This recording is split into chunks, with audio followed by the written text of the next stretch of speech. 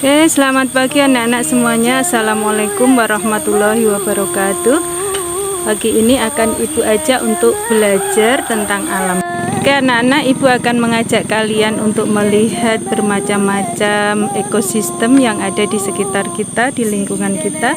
Nah, di depan kalian ini ada pemandangan, ada bukit ya. Di samping gunung ini ada terbentang sawah ya. Nah, di sawah ini sebagian besar tanamannya adalah tanaman padi. Ini anak-anak tentunya tahu sendiri ya, ada interaksi misalnya ulat ya, ulat ada di daun padi makan daunnya, kemudian ulat mungkin dimakan oleh burung ya.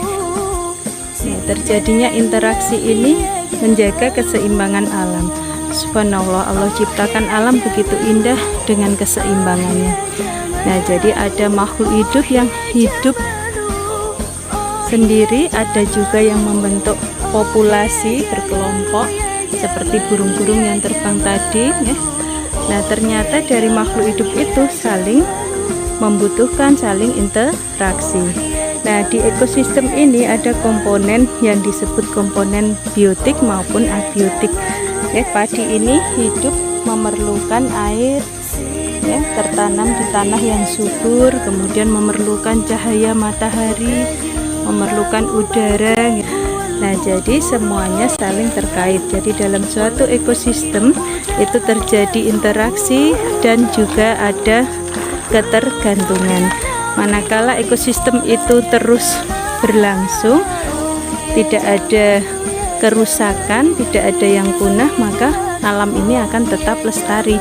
Namun biasanya manusia itu yang bisa menyebabkan kerusakan ya. Penggunaan pestisida misalnya yang berlebihan untuk membunuh hama, ternyata semuanya menjadi punah ya. Kalau salah satu dari ekosistem ya, komponen ekosistem tadi rusak, maka akan berpengaruh pada rantai makanan ya. Dalam ekosistem terjadi siklus ya, ada makan padinya atau tadi ulat yang makan daun dari padinya.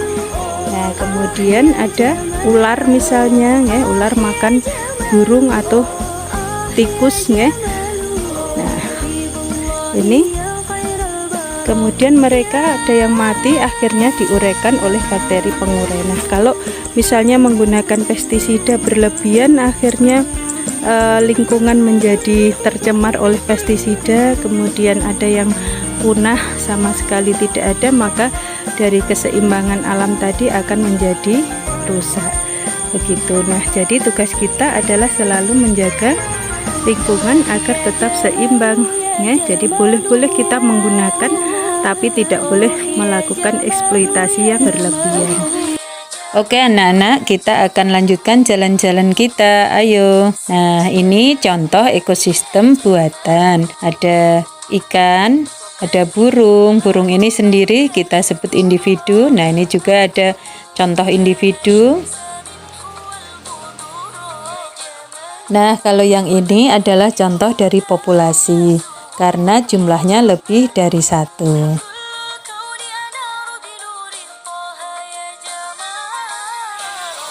Nah, ini juga contoh dari ekosistem yang dibuat oleh manusia.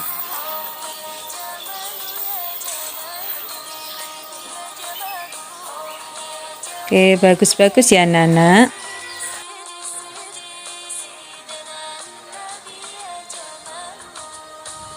Nah, ini adalah ekosistem akuarium. Jadi akuarium juga merupakan suatu ekosistem di mana ada ikan, kemudian ada juga tumbuhan air yang di situ juga ada interaksi atau hubungan timbal balik.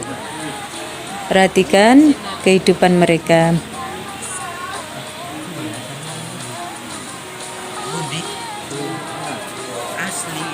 Ada bermacam-macam ikan, jadi ada bermacam-macam individu di situ ya.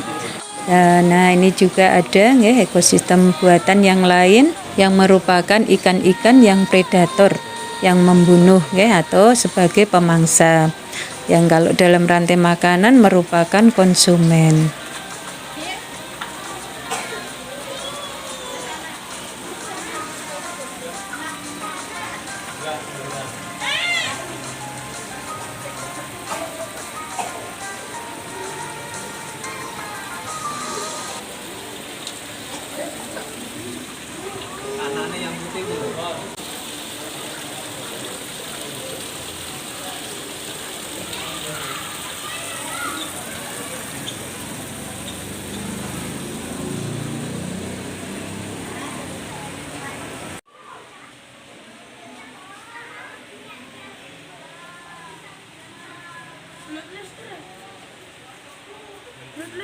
Oke anak-anak, selanjutnya Ibu akan menjelaskan tentang interaksi yang terjadi pada ekosistem yang kita kenal dengan nama simbiosis.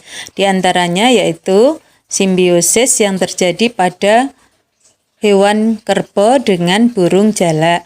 Nah, pada simbiosis tersebut, burung kerbau diuntungkan karena adanya jalak yang makan kutu pada kerbau tersebut. Sedangkan jalak beruntung juga karena mendapatkan makanan. Karena sama-sama untung, ini disebut dengan simbiosis mutualisme. Contoh yang lain pada bunga dan kupu-kupu. Di situ kupu-kupu mendapatkan makanan nektar dari bunga dan bunga dibantu pada proses penyerbukannya. Nah, jadi ini merupakan contoh simbiosis mutualisme.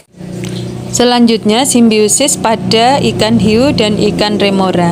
Nah, anak-anak perhatikan pada ikan hiu dan remora ini, ikan remora mendapatkan makanan dari sisa-sisa makanan ikan hiu. Jadi ikan remora mendapatkan keuntungan, sedangkan ikan hiu tidak mendapatkan keuntungan namun juga tidak dirugikan. Maka simbiosis ini disebut simbiosis komensalisme. Demikian juga pada anggrek, ini juga terjadi hal yang sama. Anggrek menumpang hidup pada pohon mangga dan pohon mangga tidak dirugikan. Anggrek mendapatkan sinar matahari dan juga tempat tinggal di situ. Nah, jadi ini juga simbiosis komensalisme.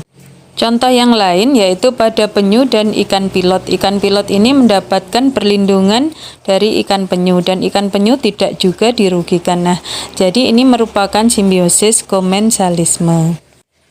Selanjutnya perhatikan pada bunga Rafflesia arnoldi, ini yang menumpang pada pohon inangnya. Nah, ternyata pohon inangnya ini akan dirugikan karena makanannya diserap oleh bunga Rafflesia. Nah, jadi anak-anak, bunga Rafflesia merupakan parasit bagi pohon inangnya. Simbiosis ini disebut parasitisme. Demikian juga pada jamur yang menumpang pada pohon ya, sehingga akan menjadi lapuk karena diserap makanannya oleh jamur tersebut. Nah, jadi ini juga parasitisme. Parasitisme juga terjadi pada nyamuk yang menggigit manusia. Nah, karena nyamuk menghisap darah manusia, maka ini juga termasuk parasitisme. Oke, anak-anak sudah paham ya? Terima kasih sudah menonton video Ibu. Sampai jumpa. See you next time. Dadah.